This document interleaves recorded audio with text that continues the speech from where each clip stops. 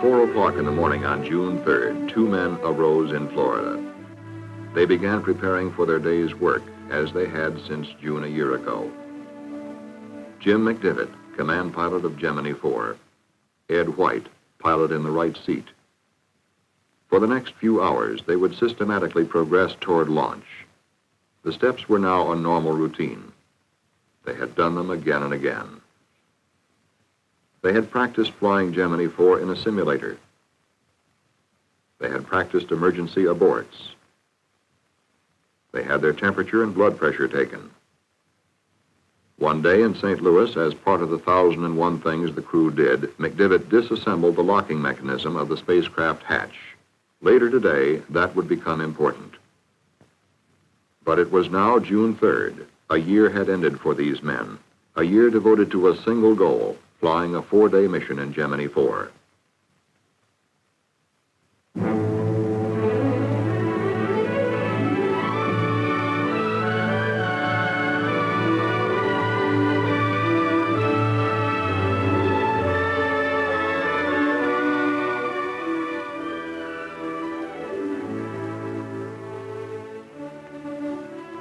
In America's first long-duration mission, Gemini IV would complete 62 revolutions.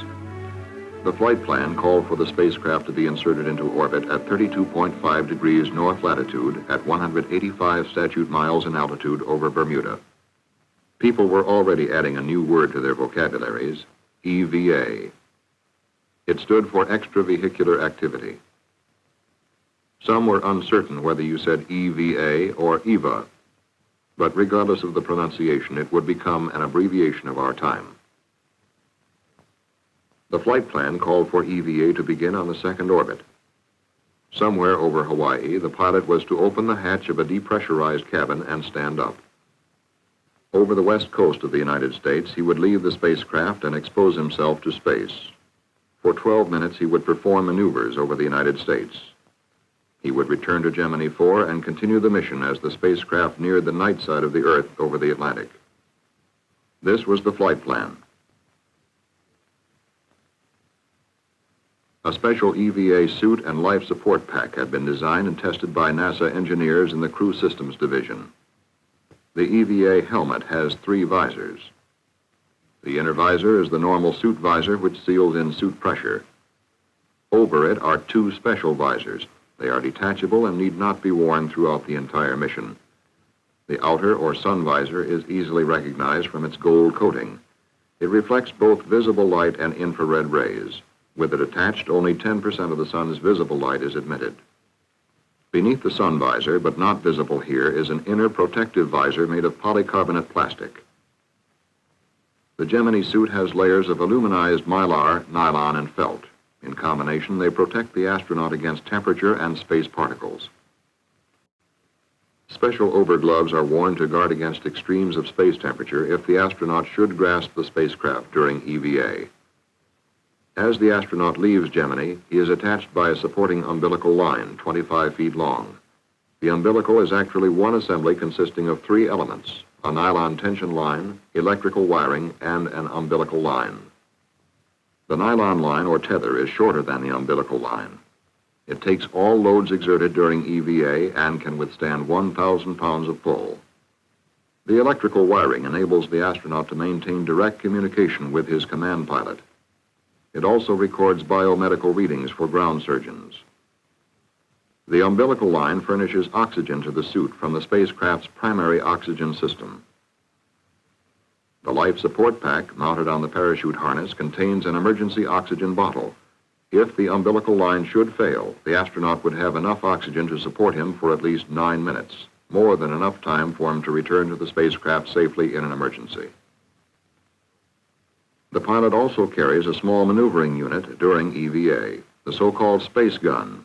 Designed by NASA engineers of the Flight Crew Support Division, the gun provides a limited amount of thrust from compressed oxygen for basic maneuvering experiments.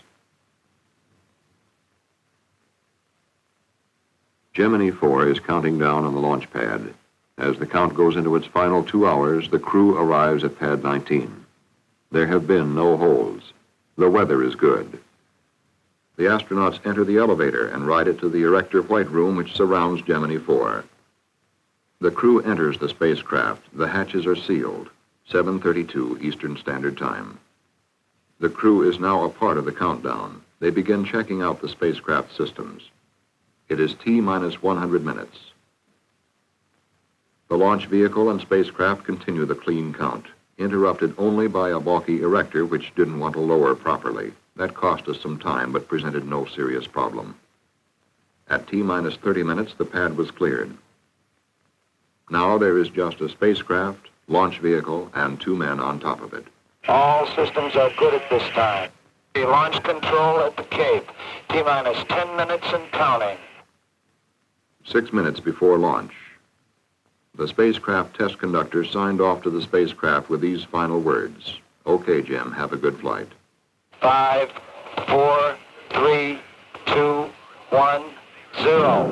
Ignition. Start. Liftoff.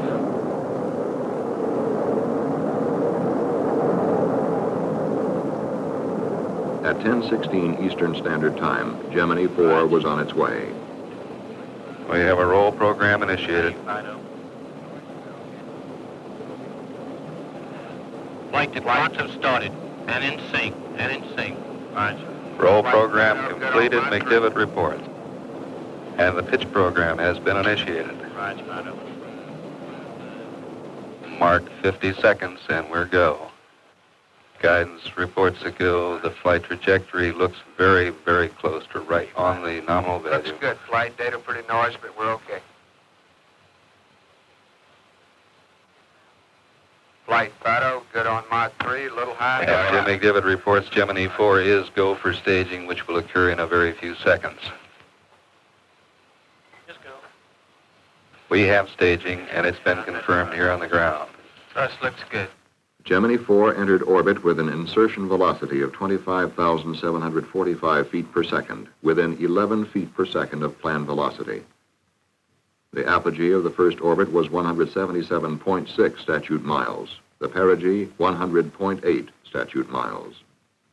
Command pilot McDivitt started to work at once, attempting to fly an airplane formation with the second stage of the launch vehicle.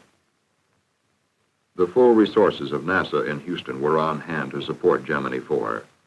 From a new 3-storied building, flight controllers at the Manned Spacecraft Center assumed direct control of the mission for the first time in the space program. The mission director now checked the status of a possible rendezvous. Ask him about his track with the launch vehicle. Roger. I haven't decided this time. It's directly below me, about 4 or 5 feet up at a thrust downhill. Roger. Everything seemed favorable at that time. But as the first orbit progressed, the second stage of the launch vehicle drew away. Roger, Primus. We still have the booster. We're out quite a ways from it now. It's taken a little more fuel than we had anticipated. To really make a major effort to close this last thing or to save the fuel? The answer was almost immediate from the mission director. You might tell him, as far as we're concerned, we want to save the fuel. We're concerned about the lifetime more than we are matching that booster. Okay. And that was it. Okay. The second stage of the launch vehicle went on to become simply Space Object 1391. It would burn up over the mid-Atlantic 2 days later. Gemini 4. Okay, we're giving you a go for your EVA at this time. Okay. The crew started their checklist for EVA, but Command Pilot McDivitt decided not to rush things. He elected to go for EVA on the third revolution. Hawaii, Gemini 4. Go ahead, Gemini 4. Next pass around. I don't think we want to try. Very good. Tell him Roger, we're happy understand. with that. Next pass around. Tell him we're happy with that. Most of the world waited 100 miles below. The crew had completed final preparations. The cabin was depressurized and the hatch open. Coming up on Hawaii, McDivitt reported that he was satisfied and ready to begin EVA. Surgeon, you ready to have him get out? Roger, flight. We're go. He's got some nice elevated rates, which we expected, and he's really speeded it up, but he looks great. Let's go. Okay. Hawaii, Houston flight. Houston flight, Hawaii, Capcom, go. Tell him we're ready to have him get out when he is. Gemini 4, Hawaii, Capcom. We just had word from Houston. We're ready to have you get out whenever you're ready. Okay, we've got our go now, is that right? Affirmative. Okay, we're still still doing a little work right here. Roger, understand. Get his status, Hawaii. Gemini 4, Hawaii, Cap. Done. Okay, I'm separating from the spacecraft. Okay, separate from the spacecraft at this time, Hawaii. Okay, my feet are out. I think I'm dragging a little bit, so I don't want to fire the gun yet. Okay, I'm out. Okay, he's out. He's close to free.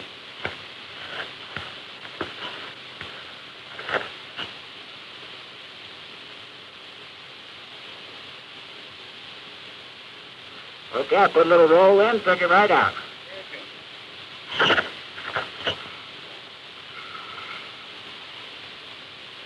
Am I in your view, Jimbo? Well, you know, I can't see it on the screen. Don't sweat it, I'll come over to you.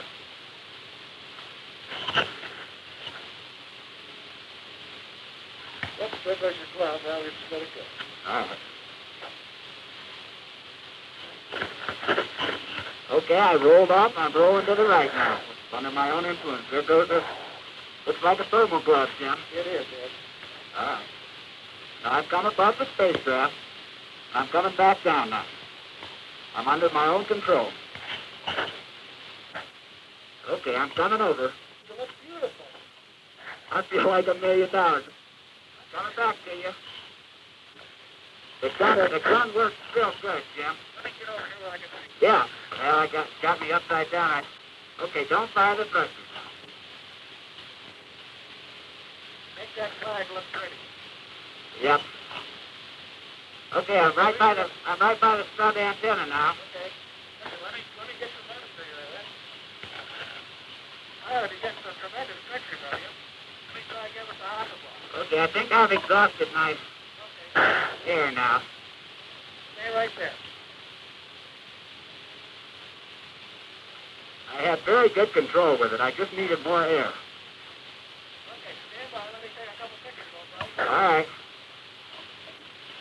Tell me what you think. That's right. Capcom, it's very easy to maneuver with the gun. The only problem I have is I haven't got enough fuel. I've exhausted the fuel now, but I was able to maneuver myself out front of the spacecraft back. I maneuvered right up back on the back of the adapter. Just above Jim, came back into his view.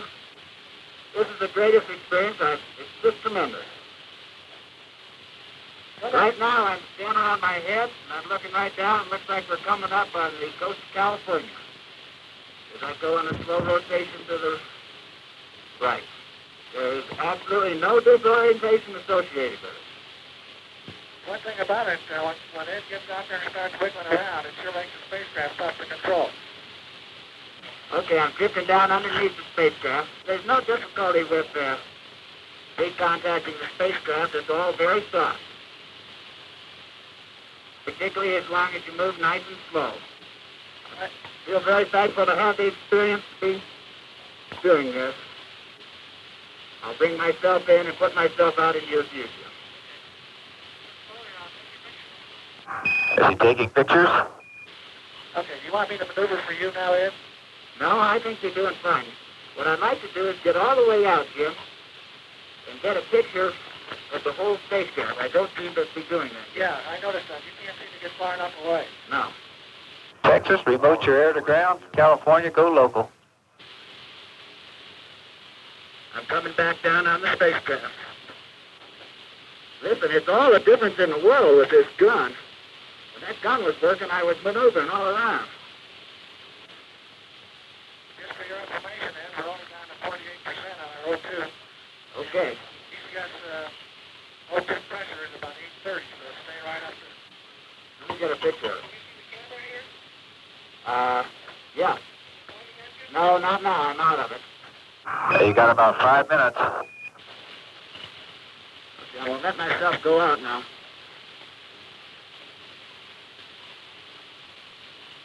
Gemini 4, Houston. You know, Ed, the thing about the reference you were talking about looks like it's to your right. You don't even need one.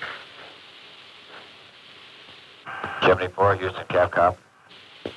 Guys, this is Jim. Got any message for us? The flight director says get back in. Okay. One. Where are we over now, Jim? At a No, we're coming over the west end. They want you to come back in now. Back in? Back in. Roger, we've been trying to talk to you for a while here. Coming in. You got about 4 minutes till Bermuda LOS.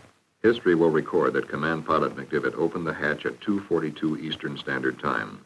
And a little after 3 o'clock along the eastern seaboard, Pilot White had opened up a new frontier for Americans to explore. In 21½ minutes, EVA was completed. Inside the spacecraft, the crew was faced with a problem. The hatch would not close. That day in St. Louis, when McDivitt took apart the locking mechanism, now paid off. The hatch finally closed. The cabin was repressurized and the mission settled back into its 4-day cycle. The crew was busy stowing the extra equipment. What do you say, Gus? So he's busy and he'd rather not talk to us. Roger. America settled back into its daily routine. TV and radio returned to their regular programs. News reporters and editors concentrated on other stories. Like their earthbound counterparts, the crew settled down to working, eating, sleeping. But most of us have not flown in orbit. It might seem that 2 men in space for 4 days have considerable time hanging over them. What is it like? Your basic job is that of a space test pilot. And like all test pilots, you must follow a careful routine. Each spacecraft system must be checked out on a planned schedule. You verify your readings with ground control. It goes like this. Roger, give me the status. Can you give me the battery readouts, please? Roger, stand by, they're coming.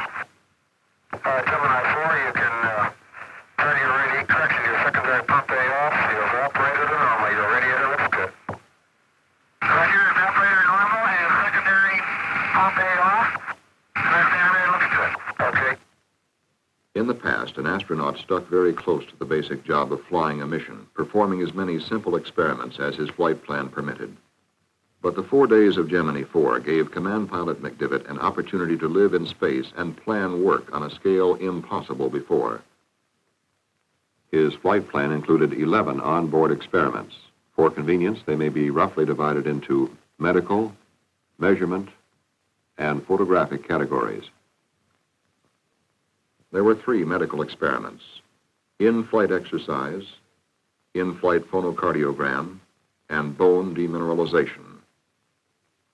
The 5 measurement experiments included measurement of radiation, spacecraft exterior, radiation, spacecraft interior, measurement of the electrostatic charge accumulated on the spacecraft exterior, measurement of the direction and amplitude of the Earth's magnetic field, sextant-type measurements for navigation study.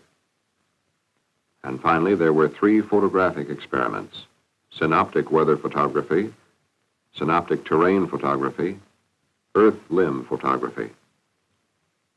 All 11 experiments are important in increasing our knowledge of how man will live and work in space, but the photographic experiments are visually more interesting to us. As Gemini IV swept over Africa, it looked down on the ancient Nile Delta from approximately 120 miles in space. In a single photograph, it caught a view that includes portions of 7 countries in which some 25 million people live. Experts identify Alexandria dead center screen at the bottom of the frame. This is Port Said, entrance to the Suez. Tel Aviv and the Dead Sea, with their long historical associations, are left screen. And to the right, almost parallel, lie the Red Sea and the Gulf of Suez. The Earth's limb, or boundary layer of red and blue above the atmosphere, was the subject of another experiment.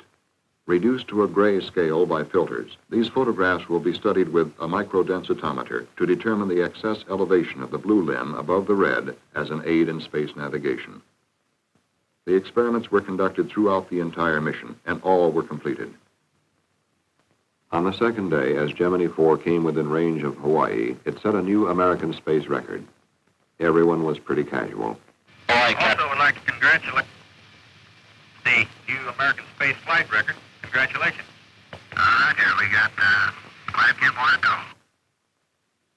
People went to work and returned home. In many parts of the country, it was already summer. With the weekend coming up, the cars were heading for the beach. The mission of Gemini, to live and work in space for 4 days, went on. Food has been planned as a working man's ration. 4 meals a day, 2,600 calories. Laid out on a table, it looks a little different from a regular meal.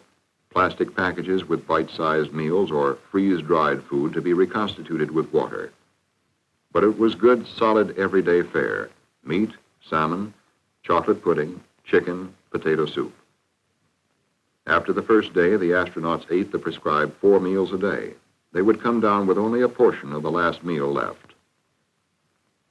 But sleep in space required an initial adjustment by the crew. It was somewhat like sleeping out under field conditions. Each astronaut showed individual patterns of response to the new environment, and White seemed to sleep more restfully than McDivitt. During the final 2 days of the mission, Command Pilot McDivitt took a series of formal and informal motion picture shots with a 16-millimeter camera mounted at the pilot's window. The camera turns inward. For a brief moment, we are able to ride tourist class with Gemini IV, watching the crew at work. We catch a glimpse of a space sunrise, flaring in brilliant color over the Earth's horizon. Using the same camera, McDivitt photographed ground objects, including this small island in the Gulf of Mexico off the Texas coast. On another occasion, he photographed approaches to Yuma, Arizona. The detail seen here shows great promise for scientific exploration of the Earth, heretofore impossible. Using this technique, we could chart the major currents of the ocean, study weather patterns, and map the geology of the Earth. Shortly after the new shift came into mission control on the 4th day, the first spacecraft problem arose. The computer did not function. Be advised that even when I turn off the computer operating switch, I still have a malfunction light on. We'll work on it. We'll give you an answer if we get one. The malfunction was pinpointed in the 49th revolution. When it did not clear up, Mission Director Christopher Kraft made a decision. Gemini IV would go to a rolling re-entry. He immediately queried the command pilot. Hey, Gemini IV, what is your feelings on a rolling re-entry versus a 90-degree bank angle? We're recommending rolling here. Yeah, get the job done, so why don't we go ahead with it? The 60th revolution, the 4th day, and the computer out, but no problem. The flight surgeons made their final checks. Both men were busy stowing equipment. Now it was the 62nd revolution, coming up on Hawaii. The orbital attitude and maneuver thrusters were fired to assure orbital decay and re-entry if the retrograde rockets did not fire. Now television and radio were back again. A nation paused on a Monday morning, waiting to fly in with the crew of Gemini IV. Give him an 8-minute mark to retrofire. Gemini 4, Hawaii, stand by for an 8-minute mark to retro 1, mark. Mark. Gemini 4 would fly the same type of re-entry as Gemini II, an earlier unmanned flight. We will illustrate the re-entry of McDivitt with film from that flight. This is an onboard camera, Gemini II, looking through the spacecraft window. The film is reproduced at 4 times normal speed. Feeling great. How about you? Gemini IV, Houston, Capcom. Oh, Roger, you started your rolling re-entry? Roger. Your weather is still very good, Jim. Communications with the ground break off, but the onboard tape recorder is running.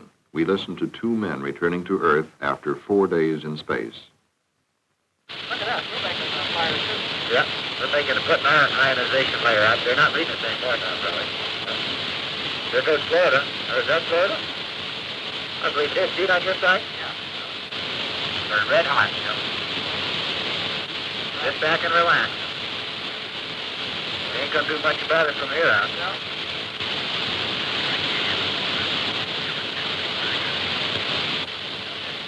Get ready for the Jeep.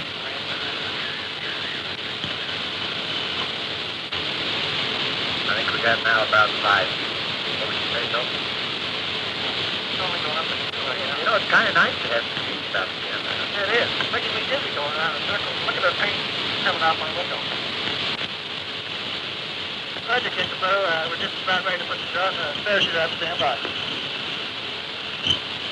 Okay, parachute's coming. There's the reef. There's the G-reef. And it's a good one, isn't it? There's the Nobody can read me now, but does that parachute look great? You're not kidding.